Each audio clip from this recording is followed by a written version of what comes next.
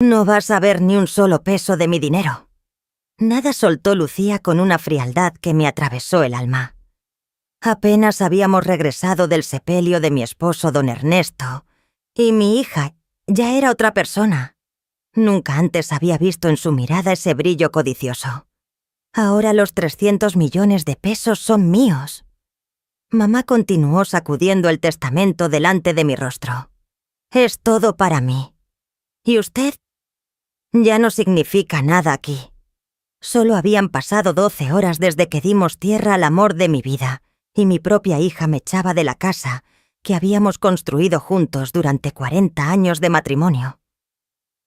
Lucía, por favor, susurré aún vestida de luto, el rímel corrido por las lágrimas. Acabamos de enterrar a tu padre. ¿Cómo puedes ser tan despiadada? Ella soltó una carcajada despectiva. ¿Que si soy cruel, mamá? Sabe que es realmente cruel haber pasado toda su vida siendo una sanguijuela del dinero de papá. Pero esos tiempos se acabaron. Esta casa es mía, el dinero es mío, y usted no cuenta más. Desde una esquina del salón, el licenciado Javier Ortega, el notario, que leyó el testamento. Esa misma mañana se aclaró la garganta visiblemente incómodo. Había validado que don Ernesto había dejado todo a nuestra única hija. Sin embargo, noté en su mirada algo más, una sombra de secreto. Tiene 24 horas para desalojar, decretó Lucía paseándose por la sala como si ya fuera la reina absoluta. Y ni se le ocurra volver a molestarme. Ya no es asunto mío. Durante 40 años vivió usted a costillas de papá, pero ahora le toca aprender lo que es ganarse la vida. Mis manos temblaban, pero no por miedo, sino por una furia silenciosa que se expandía en mi interior. Esa era la niña a la que yo enseñé a caminar, a la que consolé en cada pesadilla. Al menos leyó usted todo el testamento. Interrumpió de pronto el licenciado Ortega, y algo en su tono hizo que Lucía se detuviera en seco. ¿A qué se refiere?, lo enfrentó mi hija, y por primera vez noté un destello de duda en su rostro. El licenciado me miró y supe al instante a qué aludía. Una sonrisa diminuta se me escapó al ver cómo la expresión de Lucía pasaba del triunfo a la inquietud. Nada importante, contestó Ortega, pero su mueca irónica decía otra cosa. Ya lo descubrirá. Lucía se abalanzó hacia mí furiosa. No me importa lo que diga ese papel. El dinero es mío, esta casa es mía, y usted se va ahora mismo. Messi me empujó hacia la puerta con tal brusquedad que casi me caí. ¿Sabe qué? Tampoco quiero verla en ningún otro velorio. Para mí, desde hoy usted está muerta. El portazo resonó por toda la casa como un disparo seco. Me quedé sola en el jardín, mientras una llovizna fina empezaba a mojarlo todo. Miré la fachada del hogar que fue mi refugio durante 4 décadas, las ventanas que elegimos juntos, el jardín que plantamos mano a mano, los recuerdos que ahora se esfumaban. Avancé despacio hacia mi coche, cada paso me pesaba como si arrastrara cadenas. El vestido negro se empapaba bajo la lluvia, pero no me importaba. El frío de fuera no se comparaba con el hielo que sentía por dentro. Entonces el licenciado Ortega salió corriendo tras de mí. «Señora Elisa, espere», me gritó sosteniendo una carpeta bajo el brazo. «Necesito hablarle, es importante». Vi en sus ojos un destello familiar, complicidad, la misma astucia que tantas veces vi en don Ernesto, cuando guardaba un as bajo la manga. «¿Es sobre lo que imagino?», le pregunté en voz baja. Él asintió con gravedad. Su esposo era mucho más precavido de lo que Lucía piensa. Y usted merece saber toda la verdad antes de que sea tarde. Subí al auto con el licenciado Ortega, y mientras nos alejábamos, vi a Lucía espiando desde la ventana del salón. Ya no tenía ese aire de victoria. Ahora la dominaba la preocupación. Sabía que había algo que aún ignoraba. El trayecto hasta la notaría fue en silencio. Mi mente oscilaba entre la incredulidad y la rabia, esa rabia amarga que arde callada. 40 años de matrimonio con don Ernesto construyendo juntos, no solo una fortuna, sino una familia. Y ahora mi propia hija me trataba como a una intrusa. «Siéntese». Elisa me indicó Ortega. Apenas llegamos a su despacho. Sus ojos reflejaban compasión y algo más, una pizca de esperanza. Me hundí en el sillón de cuero frente a su escritorio, el mismo lugar donde don Ernesto y yo firmamos nuestro testamento, años atrás. Las paredes repletas de diplomas y fotos familiares del licenciado me recordaban todo lo que acababa de perder. «Elisa, hay algo que Lucía desconoce», comenzó él abriendo la carpeta que traía consigo. Su esposo era un hombre excepcionalmente previsor. Conocía bien el carácter de su hija. Saqué un pañuelo de mi bolso y me sequé las lágrimas que no paraban. «Por favor, licenciado, ya he perdido a mi marido y ahora a mi hija. No me ilusione en vano. No son ilusiones, Elisa. Son hechos legales». Desplegó varios documentos sobre la mesa. «¿Recuerda cuando don Ernesto insistió en que viniéramos solos, hace 6 meses, sin Lucía?» Asentí, lentamente. Don Ernesto había sido sumamente claro respecto a ser aquella cita. Insistió en que era algo estrictamente privado, asuntos que solo nos concernían como matrimonio. Aquella tarde mi esposo preparó una modificación al testamento, una cláusula muy concreta que solo se pondría en marcha bajo circunstancias específicas. El licenciado Javier Ortega señaló un párrafo en uno de los documentos. «Si Lucía llegase a mostrar una crueldad inaceptable hacia usted, sobre todo durante el luto, toda la herencia le regresaría de inmediato a su nombre». Por un instante sentí que el corazón me daba un vuelco. «¿Qué quiere decir con eso?» Le digo que su marido entendía perfectamente cómo era realmente su hija y se aseguró de protegerla. «Pero también de protegerla de sí misma», dijo el licenciado, mostrando por primera vez en el día una sonrisa leve. «Los 300 millones, la casa, las tierras, las inversiones. Todo volvería a su poder si demostramos que Lucía cumplió las condiciones de esa cláusula». Las lágrimas que rodaban por mis mejillas ya no sabían a tristeza, sino a una mezcla de alivio y justicia. «¿Y cómo podemos probarlo?», pregunté con la voz hecha trizas. El licenciado sacó su móvil y me mostró la pantalla. Ahí se veía una aplicación de grabación activa. Grabé toda la conversación de esta tarde. Cada insulto, cada palabra hiriente, cada segundo en que ella la expulsó de la casa donde apenas se velaba a don Ernesto.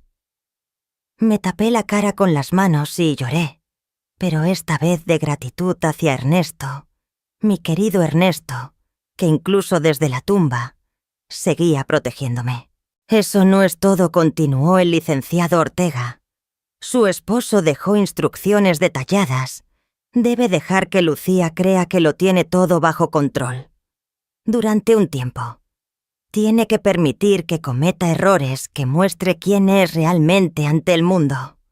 Solo entonces podremos activar la cláusula en forma definitiva.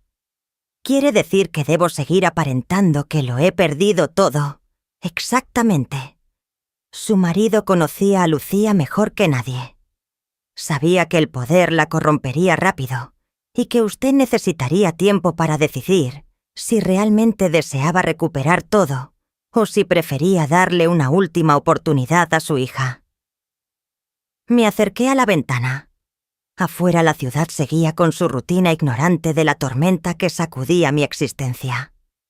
Pensé en Ernesto, siempre 3 pasos adelante en los negocios. Y al parecer también en protegernos. «¿Y qué hago ahora?», pregunté sin apartar la vista de la calle. «Váyase a un hotel sencillo, actúe como si de verdad lo hubiera perdido todo. Yo me encargaré de observar cada movimiento de Lucía. Según lo que dejó escrito su esposo, Ella mostrará su verdadera naturaleza pronto. ¿Y si me equivoco? ¿Y si en realidad solo fue una reacción de dolor? El licenciado Ortega se acercó y me apoyó la mano en el hombro. Elisa, con todo respeto, usted y yo sabemos que eso no va a pasar. Hoy, Lucía se desenmascaró. Su marido lo sabía y por eso dejó todo bien atado. Guardé los papeles en mi bolso con sumo cuidado. ¿De cuánto tiempo dispongo?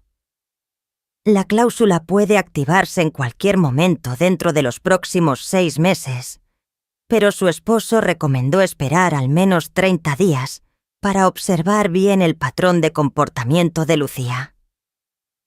Salimos del despacho ya de noche. El licenciado Ortega me acompañó hasta un pequeño hotel en el centro, un sitio modesto que jamás habría considerado antes, pero que ahora sería mi refugio. Una cosa más, Elisa me dijo antes de despedirse. Su esposo dejó una carta para usted con instrucciones de entregarla solo cuando Lucía revelara su verdadero carácter. Sacó un sobre sellado de su maletín. Creo que llegó el momento.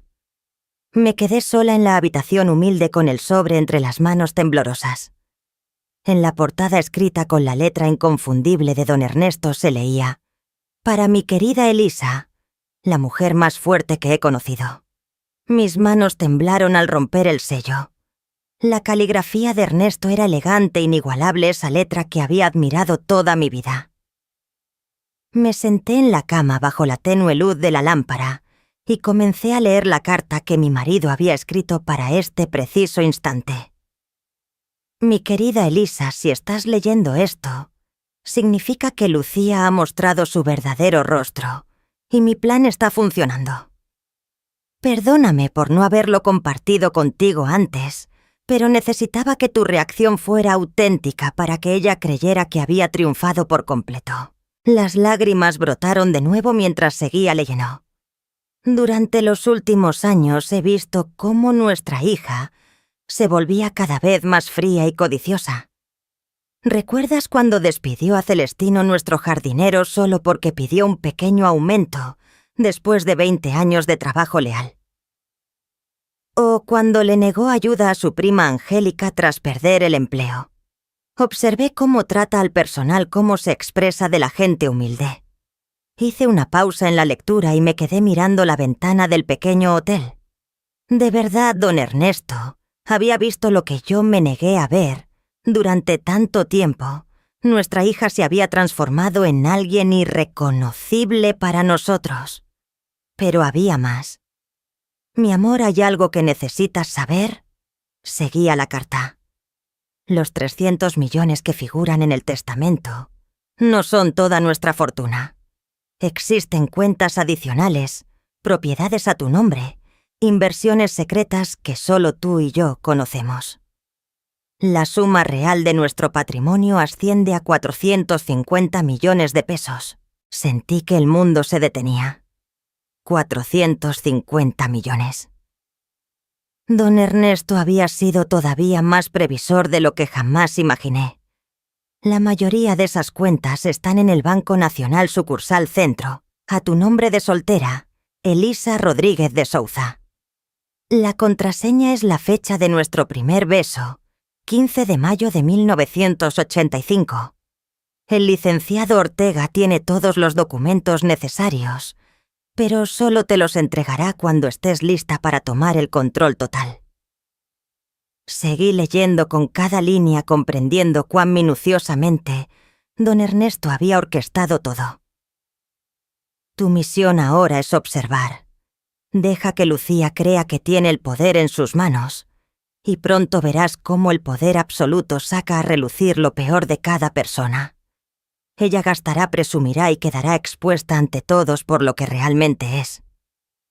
Cuando llegue el momento adecuado y te reveles como la verdadera heredera Lucía, habrá aprendido de la forma más dura el valor de la humildad. Pero por favor, mi amor, recuerda esto. No se trata de castigarla, sino de salvarla. Nuestra hija está perdida, pero aún tiene tiempo de redescubrir su corazón. Solo perdiendo todo podrá entender lo que realmente importa. La carta continuaba con instrucciones precisas. Don Ernesto había previsto hasta el más mínimo detalle. Incluyó una lista de contactos de confianza que me apoyarían durante esta transición y un plan paso a paso para recuperar no solo mi seguridad financiera, sino él lo esperaba también a nuestra hija. Confío en tu juicio para tomar las mejores decisiones cuando sea necesario. Eres la mujer más sabia y compasiva que conozco, y sé que lograrás transformar esta tragedia en una oportunidad de crecimiento para nuestra familia. Al final de la carta, una postdata me hizo sonreír entre lágrimas. PD. En el banco encontrarás otra sorpresa. Nuestro viejo amigo Tobías ha estado gestionando en silencio algunas inversiones tecnológicas fuera del patrimonio principal. Digamos que nuestra fortuna podría ser incluso mayor de lo que crees. Te amo por siempre, Ernesto. Guardé la carta y los documentos legales con sumo cuidado en mi bolso. Mi cabeza bullía procesando tanta información. Don Ernesto no solo me protegió económicamente, sino que también me ofrecía la posibilidad de salvar el alma de Lucía. Descolgué el teléfono del hotel y marqué el número del licenciado Ortega. ¿Se encuentra bien, señora Elisa?, preguntó con preocupación. Leí la carta. Quiero ir mañana al banco. Necesito comprender cada detalle antes de decidir mis próximos pasos. Por supuesto. Pasaré a buscarla a las 9, respondió. Y permítame decirle, su esposo era un hombre fuera de serie. Lo que ha hecho por usted y su familia es el mayor acto de amor que he presenciado en 3 décadas de carrera. Esa noche apenas pude dormir, pero no por angustia, sino por una extraña sensación de esperanza. Por primera vez, la muerte de don Ernesto parecía tener un sentido claro. Ya no se trataba solo del dinero, sino de recuperar a mi hija. Al día siguiente, el licenciado Ortega fue puntual al hotel. Durante el trayecto, me detalló las precauciones adicionales que don Ernesto había tomado. Su esposo comenzó a sospechar de Lucía hace casi 2 años, me comentó mientras conducía. Por eso empezó a mover discretamente parte de su patrimonio. Quería estar seguro de que usted estuviera a salvo, sin importar lo que sucediera. En el banco nos recibió la gerente personal, una mujer elegante, llamada Daniela, con la formalidad propia de cuentas de ese nivel. Señora Elisa, lamento mucho su pérdida, me dijo amablemente, mientras nos guiaba a un despacho privado. Su esposo era un cliente muy especial y las medidas que tomó para protegerlas son realmente admirables.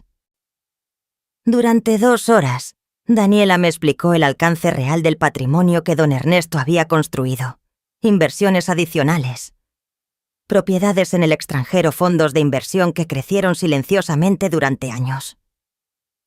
La suma final, considerando las fluctuaciones recientes del mercado desde el fallecimiento de don Ernesto, ascendía a 462 millones de pesos. Me quedé inmóvil, abrumada no solo por la magnitud de lo que don Ernesto había creado, sino también por la complejidad del plan para proteger a su familia.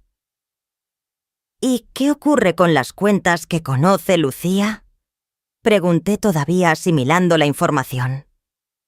Esas cuentas existen y contienen los 300 millones mencionados en el testamento oficial, pero están sujetas a todas las cláusulas impuestas por el licenciado Ortega. El licenciado Ortega ya me lo había explicado. Si se activaban esas cláusulas, todos esos fondos también regresarían a mi poder automáticamente. Salimos del banco y sentí que el horizonte había cambiado. Yo ya no era una viuda indefensa que lo había perdido todo, sino una mujer con los medios y la determinación suficientes para reescribir mi historia. Pero antes de actuar necesitaba observar hasta dónde era capaz de llegar Lucía en su nuevo papel de heredera millonaria, sin saber que cada uno de sus pasos estaba siendo vigilado por alguien con mucha más fuerza de la que ella jamás sospecharía. Durante las 2 semanas siguientes, me convertí en espectadora silenciosa de la transformación de mi hija. Desde mi cuarto humilde del hotel, y con la colaboración discreta del licenciado Ortega, fui testigo de cómo Lucía comenzó a mostrar su verdadero rostro al mundo. La primera señal llegó solo 3 días después de que me echara de la casa. El licenciado me llamó con una voz grave y me dio un informe que me heló la sangre. Elisa despidió a todo el personal de servicio. Así de un plumazo, Lucía puso de patitas en la calle a Claudia, quien cocinaba con nosotros desde hacía 15 años, y a Angélica, la encargada de la limpieza, que prácticamente la había visto crecer. Les dio una semana de sueldo y las despidió sin mayor explicación, solo diciendo que ya no las necesitaba. Claudia, destrozada, llamó al licenciado Ortega preguntando si había hecho algo mal. Esa mujer había cocinado miles de veces para nuestra familia, había cuidado de Lucía como si fuera su propia hija. ¿Y qué explicación les dio?, pregunté con el corazón apretado, aunque temía saber la respuesta. Según Claudia, Lucía le respondió que gente como ella ya no tenía cabida en su nueva vida, que ahora iba a contratar personal más sofisticado, más acorde a su nueva posición. Cerré los ojos sintiendo una punzada de dolor en el pecho. Don Ernesto había tenido razón, el dinero estaba sacando a la luz la verdadera naturaleza de nuestra hija, y no era nada agradable. Pero esto era solo el comienzo. Una semana después, el licenciado Ortega me mostró fotos tomadas por un investigador privado, siguiendo las instrucciones que don Ernesto había dejado antes de morir. En las imágenes se veía que a Lucía saliendo de boutiques de lujo, con bolsas más caras que el salario anual de cualquiera de nuestros antiguos empleados. Gastó 150.000 pesos en un solo día, me dijo el licenciado, mientras revisábamos los recibos obtenidos legalmente, vestidos, joyas, zapatos, cosas que no necesitaba simplemente porque podía comprarlas. Pero lo que más me hirió fue una fotografía donde Lucía aparecía riendo, con sus nuevas amigas mujeres superficiales, que solo se le acercaron tras conocer su herencia. En la imagen llevaba un vestido dorado que costaba más que el coche de Claudia y brindaba con champán de una botella de 1.000 pesos. Hay algo más, continuó el licenciado Ortega, y su rostro se volvió aún más serio. Ayer fue al club social donde usted y don Ernesto fueron miembros durante 20 años. Canceló la membresía y pidió que borraran todo rastro de ustedes del registro. ¿Qué susurré como si me hubieran golpeado en el estómago?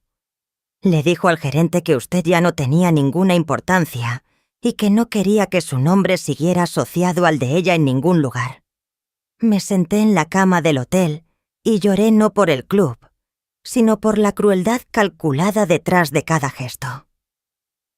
Lucía no solo estaba disfrutando de su riqueza, estaba empeñada en borrar todo rastro de mi existencia de su vida. Aquella tarde recibí una llamada que jamás hubiera esperado. Era Celestino, nuestro antiguo jardinero, a quien Lucía había despedido años atrás por pedir un pequeño aumento. «Señora Elisa, lamento molestarla en este momento tan difícil», dijo con su voz siempre amable, «pero tengo que contarle lo que pasó ayer. Celestino me explicó que había ido a la casa para dar el pésame por la muerte de don Ernesto, pero Lucía lo recibió con una frialdad que lo dejó sin palabras. Me dijo que la gente como yo no tenía derecho a estar allí. Me gritó que me largara y que no volviera jamás, que los pobres no tenían lugar en su nueva vida», relató con la voz entrecortada.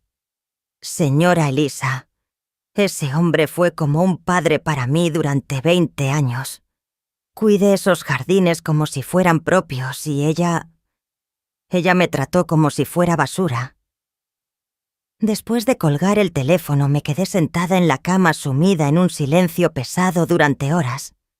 Don Ernesto había previsto cada uno de estos movimientos. Había percibido en Lucía una crueldad latente que yo me negué a aceptar, una sombra que ahora, potenciada por el dinero, la convertía en alguien irreconocible. Al día siguiente, el licenciado Ortega apareció con noticias aún más inquietantes. Lucía está pensando en vender varias propiedades, me informó mientras desplegaba papeles sobre la mesa del café del hotel.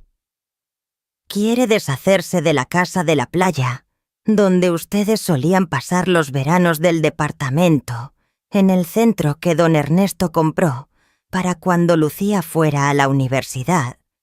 Incluso está considerando vender la oficina, donde su marido construyó todo su legado. ¿Por qué haría algo así?, pregunté, aunque en el fondo ya imaginaba la respuesta. Según el agente inmobiliario, Lucía buscaba liquidez inmediata para entrar en inversiones emocionantes. Al parecer, algunos de sus nuevos amigos la habían convencido de apostar en negocios prometedores que ofrecían ganancias rápidas y sin esfuerzo. Durante los días siguientes observé a Lucía a la distancia viendo cómo desmantelaba metódicamente no solo el patrimonio que habíamos construido, sino también las relaciones, los valores y el respeto que nuestra familia había forjado durante generaciones. La gota que colmó el vaso llegó justo a las 3 semanas de mi expulsión. El licenciado Ortega me llamó a las 6 de la mañana, algo que solo haría en caso de extrema urgencia. «Elisa, necesito que venga a mi despacho de inmediato», me urgió por teléfono. «Lucía acaba de hacer algo que lo cambia todo». Una hora más tarde me encontraba sentada frente al ordenador del licenciado, viendo un video que me dejó sin aliento. En las imágenes captadas por las cámaras de seguridad del club social, se veía a Lucía llegando a una gala benéfica que don Ernesto y yo organizábamos todos los años, y que este año se celebraba en su memoria. Se esperaba que Lucía hiciera una pequeña donación para continuar la tradición familiar. Pero lo que vimos fue totalmente inesperado. Entró al salón, como si fuera la reina con aires de superioridad, y detuvo el evento para anunciar que cancelaba todas las donaciones prometidas por nuestra familia. «Mi padre está muerto, y con él se acabaron sus tontas caridades. Ese dinero puede usarse en cosas más útiles que en gente que ni siquiera sabe valorar la ayuda», la oímos declarar ante una audiencia atónita. Los rostros de sorpresa e indignación eran claros en el video. Eran personas que habían admirado a don Ernesto durante años, que me habían visto criar a Lucía, que confiaban en el buen nombre de nuestra familia. «Pero hay más», añadió el licenciado Ortega, mostrando un segundo video, esta vez del estacionamiento. En esa grabación, Lucía era interceptada por Hernán, un viejo amigo de don Ernesto, director de una de las fundaciones beneficiadas por nuestras donaciones. «Lucía, tu padre estaría avergonzado. Estas donaciones ayudan a cientos de familias necesitadas. ¿Cómo puedes ser tan insensible?». La respuesta de Lucía me desgarró. «Mi padre era un sentimental ingenuo. Yo soy más lista que él. El dinero está hecho para disfrutarse, no para regalarlo a gente que no quiere trabajar». El licenciado Ortega detuvo el video y me miró con seriedad. «Elisa, creo que ha llegado el momento de activar las cláusulas del testamento. Mi hija había cruzado todos los límites imaginables, pero yo tenía otros planes. Don Ernesto me había dejado no solo el respaldo legal para recuperar todo, sino también la claridad para comprender que esto no era únicamente cuestión de dinero. Se trataba, por encima de todo, de salvar a mi hija antes de que ya no hubiera retorno». «Todavía no, licenciado Ortega», respondí con una firmeza que hacía semanas no sentía. «Quiero que ella misma enfrente las consecuencias de sus actos». No tuve que esperar mucho para ver cómo la vida le empezaba a cobrar a Lucía su falta de corazón. El primer golpe vino exactamente un mes después de mi expulsión, y llegó de quien menos imaginábamos sus propios amigos. Una mañana el licenciado Ortega me llamó con noticias que, aunque me provocaron una extraña satisfacción, también me llenaron de preocupación como madre. Elisa, los nuevos socios de inversión de Lucía han desaparecido, me informó con voz grave. Se han llevado 50 millones de pesos. Me senté despacio en la silla de mi habitación de hotel, tratando de asimilar el golpe. 50 millones. Una quinta parte de la herencia que Lucía creía tener bajo control. ¿Cómo ocurrió?, pregunté, aunque en el fondo ya intuía la respuesta. Don Ernesto siempre solía decir que los estafadores pueden oler la codicia y la ingenuidad a kilómetros de distancia. Según un investigador privado que sigue los pasos de Lucía, ella conoció a esos supuestos empresarios en una fiesta exclusiva hacía 3 semanas. Le prometieron duplicar su inversión en 6 meses con un negocio de importación de arte europeo. El licenciado Ortega me envió todos los detalles por mensaje, los nombres falsos de los estafadores, las cuentas bancarias en paraísos fiscales, toda una operación montada especialmente para jóvenes herederos, ricos e inexpertos como Lucía. Lo peor es que firmó los papeles sin consultar a nadie, añadió el licenciado. Según parece, les dijo que ya no necesitaba abogados, porque confiaba plenamente en su instinto para los negocios. Aquella tarde recibí una llamada que jamás pensé que ocurriría. Era Lucía. Su voz sonaba extraña, pequeña, temerosa. Mamá susurró, y por un momento escuché de nuevo a la niña que solía consolar después de una pesadilla. Hola, Lucía, respondí con serenidad, preparándome mentalmente para lo que venía. Necesito hablar contigo, dijo ella. ¿Podríamos vernos? ¿Dónde quieres que nos encontremos?, pregunté, notando que evitaba mencionar la casa. ¿Podrías venir a casa, por favor? 30 minutos después estaba frente a la puerta del hogar donde fui feliz durante 40 años. Lucía abrió enseguida como si hubiera estado esperando junto a la ventana. Se veía devastada, el cabello despeinado, el maquillaje corrido, y llevaba el mismo vestido verde de la noche anterior. «Pasa, por favor», dijo, evitando mirarme a los ojos. La casa estaba irreconocible. Los muebles que don Ernesto y yo habíamos elegido juntos habían sido cambiados por piezas modernas y frías. Las fotos de familia habían desaparecido, sustituidas por arte abstracto y caro que no decía nada. Hasta el aroma era distinto, como si hasta el aire hubiese sido renovado para borrar cualquier recuerdo. ¿Qué sucedió, Lucía?, pregunté, aunque ya conocía la respuesta. Ella se dejó caer en el sofá nuevo y rompió a llorar. Me estafaron, mamá. Perdí 50 millones de pesos. Esos hombres en los que confié han desaparecido con todo. Me senté a su lado, conteniendo el impulso de abrazarla enseguida. Sabía que esta era la lección que don Ernesto había imaginado y debía dejar que calara hondo.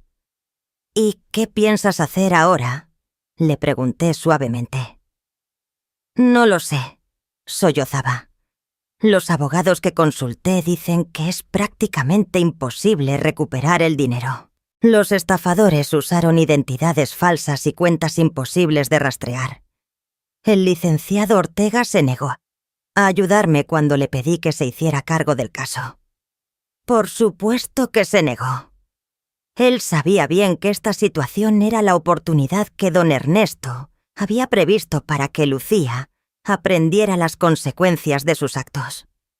«Lucía, ¿por qué me llamaste?», pregunté directamente. Ella levantó la vista, y por primera vez en meses vi en su mirada algo que se parecía a la humildad. «¿Por qué?», «porque me he dado cuenta de que no tengo a nadie más. Todos esos amigos en los que confié desaparecieron en cuanto supieron lo del dinero perdido. y traté fatal a todas las personas que de verdad me querían, incluida tú. Las lágrimas brotaban aún más. Sobre todo a ti, mamá. Lo que hice fue imperdonable. Te eché de casa justo después del funeral de papá, cuando más me necesitabas. Fui cruel. Fui horrible contigo. Era la primera vez en años que la escuchaba asumir la responsabilidad de sus actos. Pero yo sabía que aún no habíamos llegado al final de esta lección. ¿Y qué esperas que haga yo ahora?, pregunté con sinceridad. No lo sé, admitió. Sé que no merezco tu ayuda después de todo lo que te hice, pero... ¿te quedarías? ¿Podrías ayudarme a salir de este lío? Accedí a quedarme esa noche, aunque no en mi antiguo dormitorio principal. Lucía Fías había transformado ese espacio en su propio refugio, eliminando hasta el último vestigio de don Ernesto.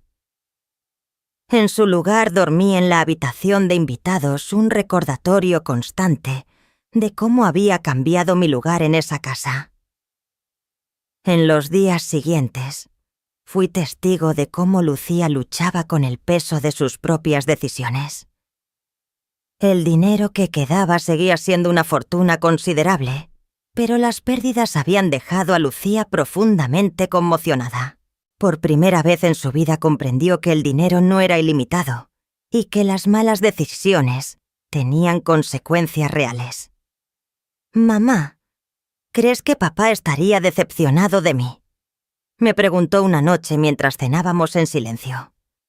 La pregunta me rompió el corazón, porque sabía que don Ernesto había previsto exactamente este momento. Había amado a nuestra hija lo suficiente como para permitirle cometer errores dolorosos, si eso significaba que aprendería lecciones cruciales. Su padre amaba profundamente a Lucía, pero también valoraba la honestidad, la compasión y la responsabilidad. ¿Qué crees tú? Ella bajó la mirada. Creo que estaría muy decepcionado no solo por el dinero perdido, sino por cómo trataste a las personas que nos rodean, a mí, a Claudia, a Celestino, a todos los que nos quisieron durante años. ¿Y qué piensas hacer al respecto?, pregunté. No sé si puedo hacer algo. Algunas cosas no se pueden deshacer, ¿verdad? Esa pregunta me mostró que finalmente empezaba a comprender la magnitud de sus actos, aunque aún faltaba la prueba más importante. 3 días después, llegó la segunda crisis. El licenciado Ortega me llamó temprano en la mañana con noticias que sabía que eventualmente llegarían. Elisa, el banco ha solicitado auditorías en todas las cuentas de la herencia. Alguien reportó movimientos sospechosos después del fraude. ¿Qué significa eso, que todos los activos se congelarán temporalmente mientras investigan? Lucía efectivamente se quedó sin acceso a su dinero durante al menos 2 meses. Colgué y fui a contarle la noticia. Su reacción me dijo todo lo que necesitaba saber sobre si realmente había aprendido algo de esta experiencia. Permaneció en silencio varios minutos procesando la información. Para mi sorpresa, sus primeras palabras no fueron de pánico ni desesperación. Supongo que es lo que merezco. Después de todo lo que hice, después de cómo traté a todos, tal vez sea hora de aprender a vivir como una persona normal, dijo con voz tranquila. Aquella respuesta me dio un hilo de esperanza, pero sabía que la verdadera prueba vendría en las semanas siguientes, cuando tendría que enfrentar las consecuencias de sus actos sin la red de seguridad de la herencia. Durante los 2 meses siguientes, Lucía tuvo que enfrentar la cruda realidad de la limitación económica. Al principio trató de mantener su estilo de vida extravagante, usando tarjetas de crédito y joyas que había adquirido. Pero cuando llegaron las facturas y los pagos, vencieron la realidad. La golpeó con fuerza. «Mamá, no entiendo cómo funciona esto», me dijo una mañana, sentada ante la mesa de la cocina rodeada de una pila de facturas. Estos números no cuadran. Los gastos mensuales de la casa son más altos que cualquier sueldo normal. Era la primera vez que veía las cuentas reales para mantener nuestro estilo de vida. Don Ernesto y yo siempre nos habíamos encargado de todo protegiéndola de las responsabilidades financieras, convirtiéndola en una adulta que desconocía el valor real de las cosas. ¿Cuánto crees que cuesta mantener esta casa al mes? Pregunté genuinamente curiosa por saber si tenía idea. No sé. ¿5.000? Respondió con inseguridad. 2.000, le dije, mostrándole los gastos de servicios, mantenimientos, seguros y personal que había contratado tras despedir a nuestros empleados leales. Su rostro palideció. 22.000 al mes. Y eso sin contar comida, gasolina o gastos personales solo para mantener la casa encendida y en funcionamiento. Finalmente comenzó a comprender la magnitud de su situación. Sin acceso a las cuentas principales y con los gastos fijos que había creado, el dinero se agotaba rápidamente. «¿Qué voy a hacer?», susurró. Por primera vez desde que era niña vi miedo genuino en sus ojos. «Podrías empezar buscando un trabajo», sugerí calmadamente. «Un trabajo», rió con amargura. «Mamá, no sé hacer nada. Nunca trabajé en mi vida. ¿Quién me contrataría?» Lucía tenía 35 años, un título universitario sin usar y ninguna experiencia laboral. Don Ernesto y yo pensábamos que la protegíamos al darle todo lo que necesitaba, pero en realidad la habíamos dejado completamente indefensa ante el mundo real. Durante la semana siguiente, observé cómo intentaba buscar empleo. Sus primeras experiencias fueron patéticas y reveladoras. Solicitó cargos gerenciales en empresas prestigiosas creyendo que su apellido y educación serían suficientes. Después de 5 entrevistas fallidas me dijo: «Me dicen que necesito experiencia. ¿Cómo voy a tener experiencia si nunca me dieron la oportunidad? Tal vez deberías empezar con algo más básico. Sugerí algo donde puedas aprender mientras trabajas». Al principio su orgullo se resistió.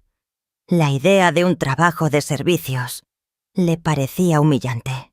Pero al llegar la segunda factura de electricidad sin pagar y recibir amenazas de corte, su perspectiva comenzó a cambiar. Finalmente, tras 3 semanas, consiguió un empleo de medio tiempo en una boutique de ropa, con un salario de apenas 200 pesos al mes, cantidad que antes gastaba en una sola tarde de compras. «Es humillante», mamá me confesó tras su primer día. «La gerente tiene 20 años menos que yo y me trata como si fuera tonta. Y algunos clientes son groseros». «¿Y cómo te sientes trabajando?», pregunté, evitando comentar la ironía de que ahora experimentaba el trato que ella había dado a otros durante años. «Cansada.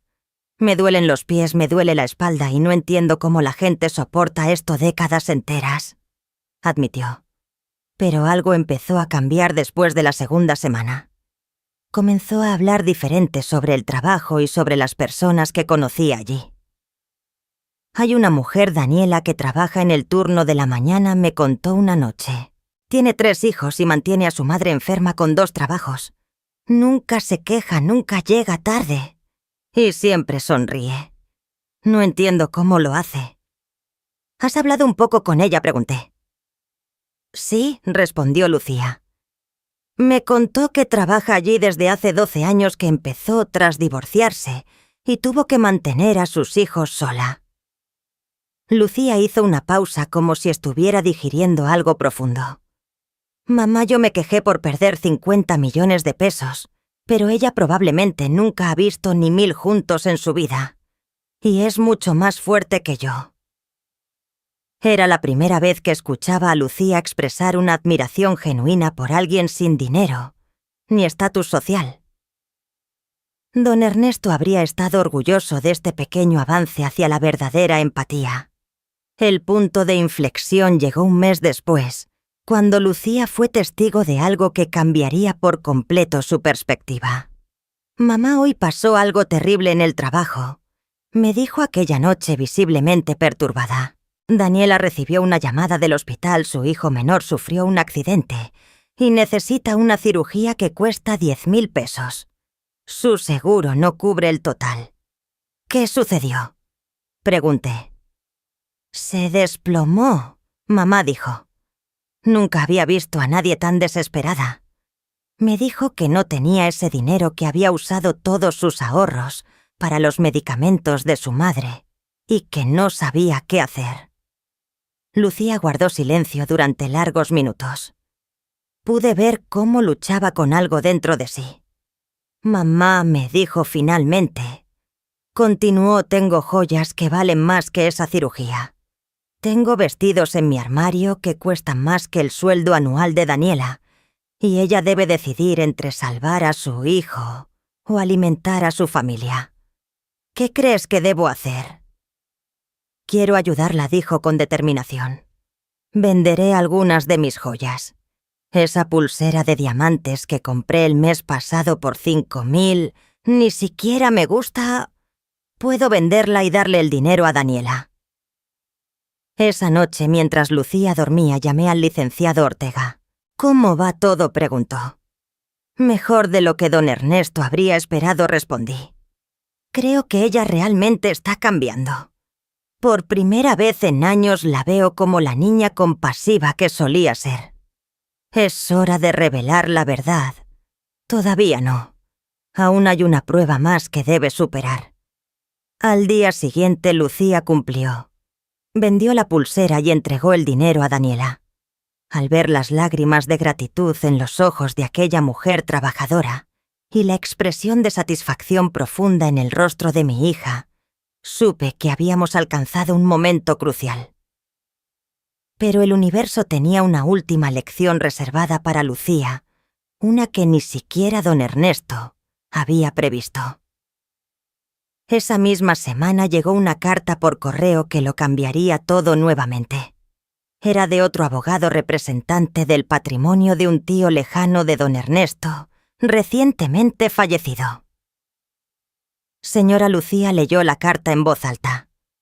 «Lamentamos informarle que el señor Tobías Pereira falleció el mes pasado y la nombró su única heredera. Su patrimonio asciende aproximadamente a 75 millones de pesos». Lucía dejó caer la carta y me miró con los ojos desorbitados. 75 millones más, susurró. «Después de todo lo que he pasado, después de todo lo que aprendí, el dinero reaparece», dijo. Esta era la prueba final. ¿Qué haría Lucía con una nueva fortuna después de haber experimentado la relativa pobreza y haber descubierto la compasión?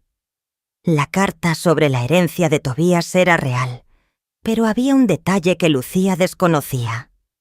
Yo tenía poder de veto sobre esa herencia, según el acuerdo familiar que don Ernesto había establecido años atrás. Tobías había sido su hermano menor, un hombre solitario que siempre respetó el juicio de don Ernesto sobre la familia. Decidí no revelarle este detalle de inmediato. Quería ver cómo reaccionaba ante la posibilidad de recuperar una fortuna después de haber tocado fondo. Su primera reacción fue reveladora. «No puedo creerlo», murmuró revisando la carta por quinta vez, justo cuando pensé que había perdido todo, cuando finalmente estaba aprendiendo a vivir de otra manera. Esto aparece. «¿Cómo te sientes al respecto?», pregunté, observando atentamente sus gestos. Confusa, Lucía admitió. «Hace 2 meses esto habría sido la solución a todos mis problemas.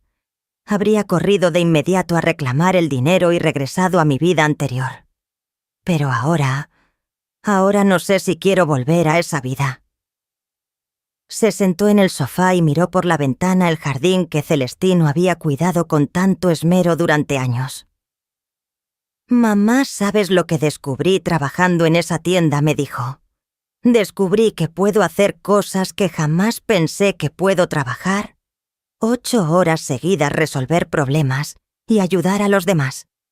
Y por primera vez cuando alguien me dice gracias, sé que realmente lo merezco. Sus palabras me llenaron de una esperanza que no sentía desde hacía meses.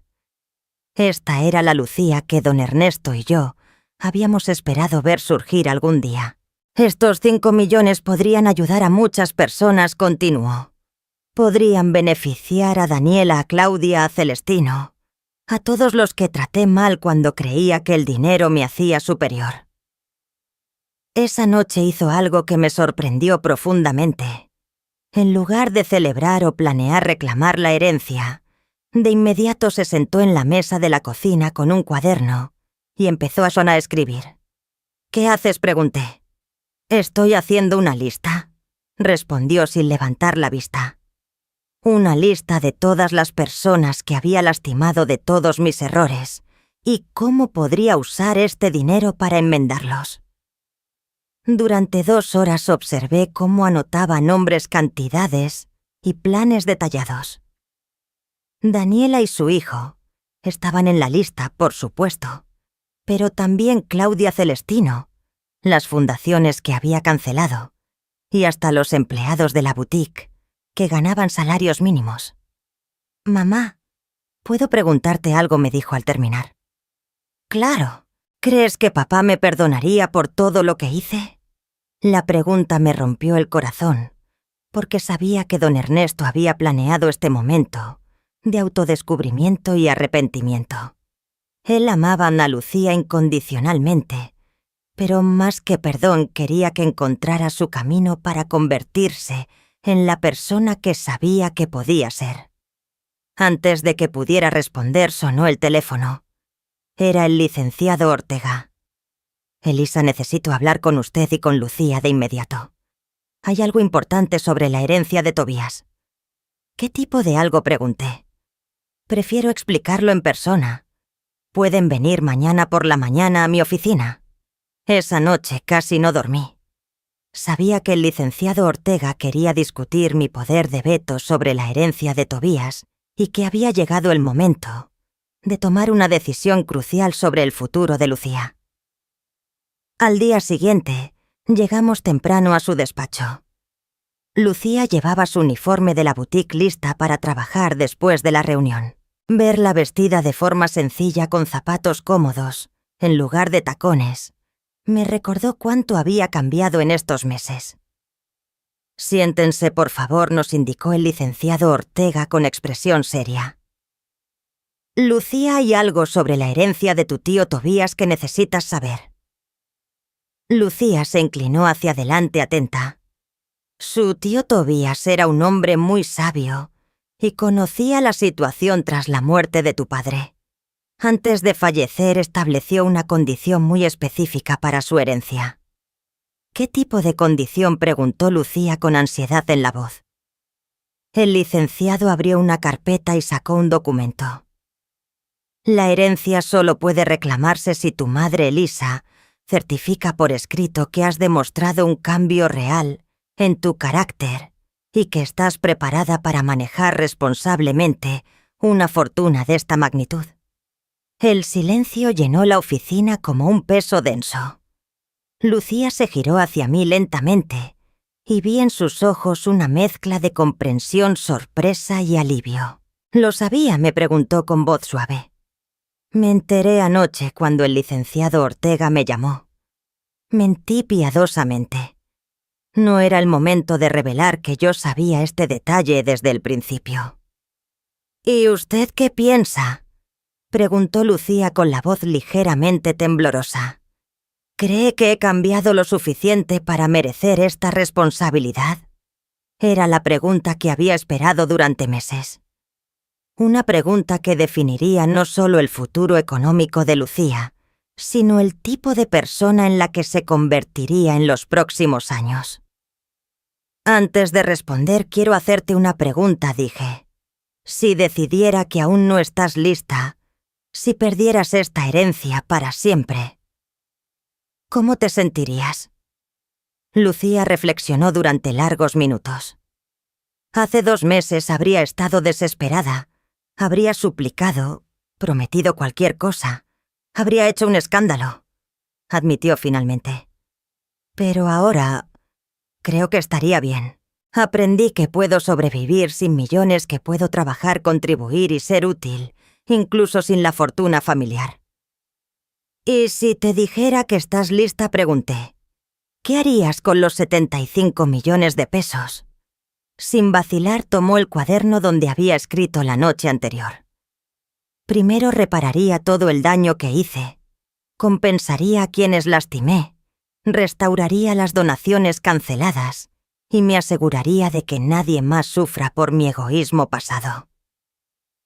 Su voz se hizo más firme mientras hablaba. Después usaría el dinero para crear oportunidades reales, becas, programas de formación profesional, apoyo a madres solteras como Daniela. Y para ti, pregunté, ¿qué te quedaría para tu vida personal? Lo suficiente para vivir cómodamente pero sin extravagancias.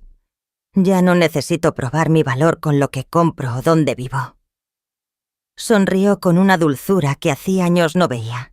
Mamá, estos meses me enseñaron que la verdadera riqueza no está en la cuenta bancaria, sino en las relaciones que construyes, en la diferencia que haces en la vida de los demás, en poder mirarte al espejo y respetar a la persona que ves. El licenciado Ortega y yo nos miramos. Era evidente que Lucía que había aprobado la prueba final, pero aún quedaba otra revelación, una que cambiaría todo lo que creía saber sobre estos últimos meses. Lucía, dije respirando hondo. Hay algo más que necesitas saber, algo que tu padre planeó desde que empezó a preocuparse por tu carácter. La miré y vi curiosidad mezclada con un leve brillo de inquietud en sus ojos. Licenciado Ortega, por favor, muéstrele los documentos reales, pedí. El licenciado abrió una carpeta mucho más gruesa que la anterior y colocó varios documentos sobre la mesa. Lucía los observó sin comprender del todo. Estos son los documentos del verdadero testamento de tu padre. Comencé con voz tranquila el que don Ernesto preparó, sabiendo exactamente cómo reaccionarías al creer que habías heredado todo. El verdadero testamento, susurró Lucía palideciendo. Tu padre nunca te dejó los 300 millones, continué. Todo lo que pasó durante estos meses, todo lo que experimentaste, formó parte de un plan cuidadosamente diseñado para salvarte de ti misma. Le expliqué entonces todo lo que había estado oculto, la cláusula que devolvía la herencia a mí, si mostraba crueldad, la existencia de cuentas adicionales, bajo mi control, y la realidad de que nunca habías perdido realmente tu posición como heredera principal. Vi cómo sus ojos se llenaban de lágrimas de comprensión. ¿Quiere decir que...? Su voz se quebró. Tu padre me amaba tanto que estaba dispuesto a hacerme creer que había perdido su amor para poder salvarme. Y yo estaba dispuesta a dejar que me expulsaras de casa, que me trataras con crueldad y desprecio, porque sabía que era la única manera de que descubrieras quién querías ser realmente. Lucía se desplomó completamente abrumada. No era un llanto por el dinero perdido, sino el llanto profundo de alguien que finalmente comprendía la magnitud del amor recibido sin darse cuenta. Papá sabía que podría convertirme en un monstruo, sollozó Lucía. Y aún así encontró la manera de salvarme. Y yo dije suavemente, soporté todo tu veneno sabiendo que podía detenerte en cualquier momento. Tu padre escribió en su carta que el objetivo nunca fue castigarte sino salvarte. Y yo estaba dispuesta a soportar cualquier cosa para recuperar a mi hija. El licenciado Ortega nos alcanzó una caja de pañuelos y esperó pacientemente mientras Lucía procesaba toda la información.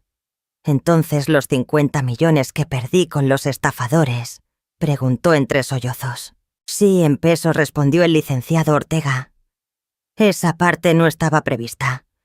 Tu padre había colocado ese dinero en cuentas que realmente podías usar, esperando que cometieras errores financieros que te enseñaran lecciones valiosas. Los estafadores solo aceleraron el proceso. Y la herencia del tío Tobías también es real. Dije, pero como sabes, depende de mi aprobación. Tu tío Tobías formaba parte del plan de tu padre, desde el inicio. Lucía guardó silencio durante minutos procesando todo lo aprendido. Finalmente levantó la mirada con una mezcla de dolor, gratitud y asombro. «Mamá, ¿puedes perdonarme?», susurró. «No solo por estos últimos meses, sino por años de egoísmo y crueldad.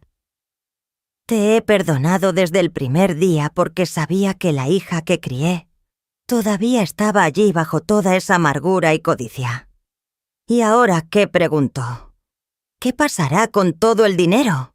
«Con la herencia real», dije entregándole un documento preparado la noche anterior con ayuda del licenciado Ortega. «He decidido dividirlo todo equitativamente, pero con condiciones específicas. Tu parte estará en un fondo administrado conjuntamente por nosotras, y las decisiones financieras importantes se tomarán juntas. Además, una porción significativa debe destinarse obligatoriamente a causas benéficas y a reparar los daños que causaste. Y si no acepto estas condiciones, recibirías una cantidad fija para vivir cómodamente, pero sin acceso a la fortuna principal. La decisión es tuya». Lucía no dudó ni un segundo. «Acepto. Acepto todas las condiciones», dijo levantándose y caminando hacia la ventana. «Mamá, en estos meses aprendí algo que nunca entendí antes. El dinero solo tiene valor si sabes usarlo para hacer el bien. Sin esa sabiduría solo corrompe el alma», agregó. «¿Y tu trabajo en la boutique?». «Seguiré trabajando allí», respondió con determinación, al menos por un tiempo más. Daniela y las otras mujeres se han convertido en amigas de verdad, no como aquellas sanguijuelas que me rodeaban antes. Y me gusta la sensación de ganar mi sueldo aunque sea pequeño», confesó. Mientras el licenciado Ortega preparaba los documentos oficiales, tuve que hacer una pregunta crucial, Lucía. ¿Todo esto, tu cambio de actitud, es porque realmente has cambiado? ¿O solo porque sabes que controlo el dinero? Lucía reflexionó cuidadosamente antes de responder. «Hace 2 horas, cuando creí depender de tu aprobación para la herencia del tío Tobías, ya había decidido que aunque me negaras la herencia, seguiría intentando ser mejor persona. No por dinero, sino porque finalmente me gusta la persona que estoy empezando a ser». Se acercó y tomó mis manos entre las suyas. «Mamá, estos meses de trabajo, de esfuerzo, de conocer gente real, con problemas reales, me enseñaron algo que 35 años de privilegio nunca pudieron. La verdadera riqueza está en las relaciones que construyes y en el bien que haces. El dinero es solo una herramienta para lograrlo en ti. Y estás segura de que no volverás a ser como antes. No puedo prometer que nunca cometeré errores», admitió, «pero sí que jamás olvidaré las lecciones aprendidas estos meses. Y si alguna vez me desvío, espero que me detengas de nuevo». Esa tarde firmamos todos los documentos necesarios.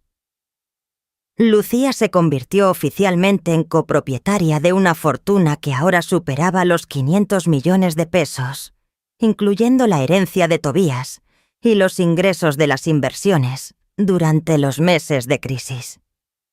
Pero más importante que el dinero era lo que habíamos recuperado nuestra relación madre-hija y la oportunidad de usar nuestra riqueza para generar un impacto real en el mundo. Al salir del despacho del licenciado Ortega, Lucía me sorprendió con un pedido inesperado. «Mamá, podríamos visitar a Celestino. Quiero pedirle perdón personalmente y ofrecerle no solo su trabajo de vuelta, sino también la posibilidad de ampliar los jardines y quizá iniciar un programa de formación para otros jardineros. Mientras caminábamos hacia el auto, reflexioné sobre el milagro que habíamos vivido. Don Ernesto había tenido razón desde el principio. Para salvar a alguien que amas a veces, debes dejar que toque fondo, que aprenda de sus errores y descubra por sí misma el valor de las cosas importantes. Pero aún nos esperaba una última sorpresa, algo que ni don Ernesto había previsto y que cambiaría nuestra perspectiva sobre toda esta experiencia. 3 meses después de nuestra reconciliación, mientras organizábamos la primera reunión anual de la Fundación, creada en memoria de don Ernesto, llegó una carta que transformaría todo de nuevo. Era de un notario de Ciudad de México informándonos sobre una caja fuerte que don Ernesto había mantenido en secreto durante años. El acceso estaba condicionado a que se cumplieran ciertas reglas.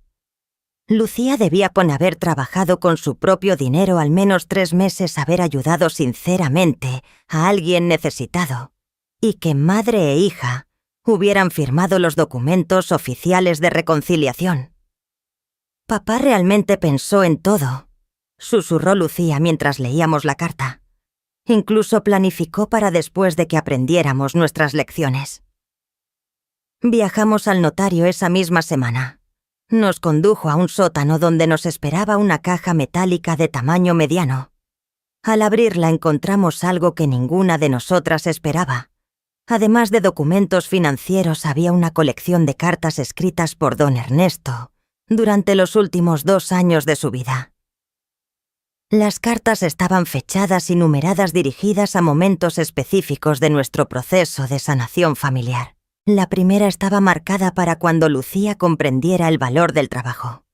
«Mi querida hija», leyó Lucía entre lágrimas, «si estás leyendo esto, significa que descubriste algo que siempre supe que estaba dentro de ti, la capacidad de ser fuerte, independiente y compasiva. El trabajo no es un castigo, es un regalo que te conecta con tu dignidad y habilidad». La segunda carta estaba dirigida a mí. «Elisa, mi amor eterno, gracias por ser fuerte cuando yo no pude serlo. Gracias por amar a nuestra hija lo suficiente como para dejarla cometer errores dolorosos. Sé que estos meses han sido los más difíciles de tu vida, pero también sé que eres la única capaz de guiar a Lucía de vuelta a su verdadero corazón». Pero la carta que más nos impactó era la última, destinada a cuando madre e hija fuéramos realmente familia de nuevo. Si están leyendo esto juntas, significa que el milagro que esperaba realmente sucedió. Lucía, descubriste que la verdadera riqueza no está en lo que posees, sino en lo que das. Elisa, demostraste una vez más que el amor verdadero a veces exige la mayor valentía, dejar ir para poder recuperar. Pero hay algo más que deben saber, continuaba la carta. Don Ernesto había mantenido esto en secreto, incluso del licenciado Ortega hasta ese momento.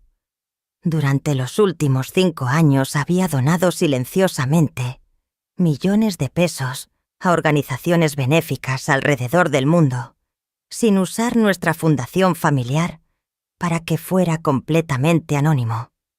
Nos miramos con asombro mientras leíamos. Había pagado en secreto la educación universitaria de más de 500 estudiantes de bajos recursos, financiado 3 hospitales en zonas rurales y establecido fondos para madres solteras, programas de alimentación infantil y refugios para víctimas de violencia doméstica. Todo esto lo hizo sin decirnos, para asegurarse de que al asumir el control de nuestra fortuna, lo haríamos por las razones correctas.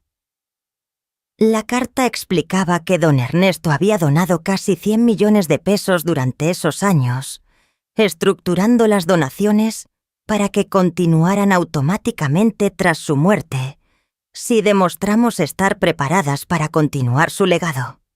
La cuenta real de nuestro patrimonio familiar, incluyendo las donaciones programadas y compromisos futuros, Asciende a 650 millones de pesos. Revelaba la carta, pero conlleva la mayor responsabilidad imaginable: usar esta riqueza para cambiar vidas. No solo para vivir cómodamente. Al final, había instrucciones sobre cómo continuar los programas de caridad que don Ernesto había establecido, contactos de las organizaciones que recibían donaciones anónimas y un plan detallado para expandir estos esfuerzos durante los próximos 20 años. Pede, en este cofre también encontrarán escrituras de casas en cada lugar donde ayudamos Nordeste-Sur y 3 ciudades del sureste de México. No son para vacaciones, sino como centros operativos para supervisar directamente el impacto de sus donaciones. Leímos juntas. Mamá, ¿te das cuenta de lo que significa?, preguntó Lucía después de un largo silencio. Significa que tu padre no solo nos enseñaba sobre dinero y carácter, respondí. Nos estaba preparando para administrar un legado que va mucho más allá de nuestra familia. Durante semanas comenzamos a contactar a las organizaciones que don Ernesto había estado apoyando en secreto. Cada conversación revelaba nuevas dimensiones de su generosidad silenciosa, directores de orfanatos sin palabras, ante el benefactor anónimo que salvó sus instituciones, madres que pudieron alimentar a sus hijos gracias a los programas que él financiaba, estudiantes que completaron la universidad sin saber quién cubría sus gastos. Papá ayudó a miles sin esperar reconocimiento ni gratitud. ¿Cómo podremos estar a la altura de este ejemplo?, me confesó Lucía una noche mientras revisábamos los informes de impacto. No debemos estar a la altura de inmediato, le respondí. Solo hay que empezar paso a paso, una familia a la vez. Decidimos comenzar visitando los centros establecidos por don Ernesto. Nuestra primera parada fue un hospital en una zona rural del sureste que él había financiado por completo. Ver a los médicos salvar vidas con equipos que nuestra fortuna había proporcionado y conocer a las familias que recibieron tratamiento gratuito transformó nuestra visión de lo que significa ser verdaderamente ricos. «Mira este bebé, mamá», dijo Lucía sosteniendo a un recién nacido sano gracias a la incubadora que donamos. El dinero no es un premio, es una herramienta confiada para hacer el bien. Un año después de nuestra reconciliación, creamos oficialmente la Fundación Don Ernesto, con Lucía como directora ejecutiva y yo como presidenta del consejo. Lucía dejó su trabajo en la boutique, pero mantuvo la amistad con Daniela y las demás mujeres, varias de las cuales ahora trabajan en la fundación, aportando su experiencia real para ayudar a familias necesitadas. ¿Sabes lo más sorprendente?, me preguntó durante la inauguración de nuestro 10º programa de becas. ¿Qué soy más feliz ahora trabajando 14 horas al día para ayudar a otros que cuando podía comprar cualquier cosa que quisiera? Papá tenía razón, la verdadera felicidad viene de vivir con un propósito mayor que uno mismo.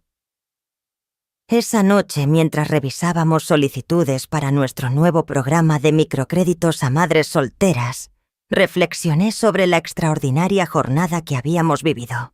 Don Ernesto había orquestado no solo la salvación del alma de su hija, sino la transformación completa de nuestra familia en algo mucho más poderoso y significativo de lo que jamás habíamos sido. Mamá, dijo Lucía mientras cerrábamos la aprobación de 50 nuevos microcréditos. ¿Crees que papá estaría orgulloso de nosotras? Miré a mi hija, que había pasado de ser una heredera egoísta y cruel a convertirse en una mujer dedicada a cambiar el mundo, una familia a la vez. Pensé en don Ernesto, en su plan increíblemente complejo para salvarnos a ambas, en su fe de que el amor y la sabiduría podían triunfar sobre la codicia y el egoísmo. Creo que tu padre sabía exactamente en qué nos convertiríamos, respondí. Y desde donde esté ahora estoy segura de que está sonriendo porque su plan no solo funcionó, sino que superó incluso sus expectativas más optimistas. Lucía sonrió y siguió trabajando. Afuera la ciudad dormía ignorante de que en ese modesto despacho 2 mujeres trabajaban hasta tarde planeando cómo usar una fortuna para cambiar vidas. No la salvé con dinero. La salvé enseñándole a salvarse a sí misma. Y en el proceso descubrimos que la verdadera riqueza nunca estuvo en nuestra fortuna, sino en la capacidad infinita del corazón humano para transformar el dolor en compasión, el egoísmo en generosidad y la pérdida en propósito. Don Ernesto, mi querido. Don Ernesto lo había sabido desde el principio.